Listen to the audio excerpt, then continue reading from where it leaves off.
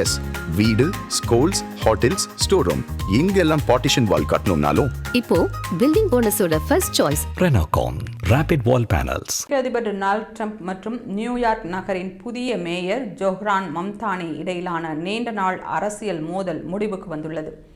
இந்திய வம்சாவளியைச் சேர்ந்த 34 வயதான ஜோஹ்ரான் மம்தானி நியூயார்க் நகரின் முதல் மேயராக தேர்வானதை தொடர்ந்து அவருக்கும் அதிபர் ட்ரம்புக்கும் இடையே கடந்த சில மாதங்களாக மோதல் போக்கு நிலவியது. இருவரும் ஒருவரை ஒருவர் கடுமையாக விமர்சித்து வந்தனர். மம்தானியை கம்யூனிஸ்ட் என்று ட்ரம்ப் குற்றம் சாட்டி வந்தார். மம்தானியும் ட்ரம்பின் கொள்கைகளை கடுமையாக எதிர்த்தார்.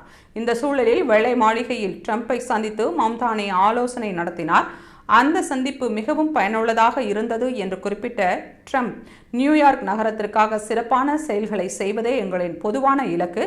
நகரின் மேயராக மம்தானி சிறப்பாக செயல்படுவார் என்று நம்பிக்கை தெரிவித்தார். வாடகை, மளிகை பொருட்களின் விலை உயர்வு, வாழ்க்கை செலவு நெருக்கடி, வீட்டு வசதி போன்ற பொதுமக்கள் நல பிரச்சனைகள் குறித்து ட்ரம்புடன் விரிவாக பேசியதாக மம்தானி தெரிவித்துள்ளார். இந்த சந்திப்பை காங்கிரஸ் எம்பி சசி தரூர் வரவேற்று, இதுதான் ஜனநாயகத்தின் உண்மையான முகம், தேர்தலுக்கு பின் நாட்டின் நலனுக்காக ஒன்றாக செயல்பட வேண்டும், கருத்து வேறுபாடுகளுடன் கூடிய ஒத்துழைப்புதான் ஜனநாயகத்தின் வலிமை என்று பதிவிட்டு பாராட்டியுள்ளார்.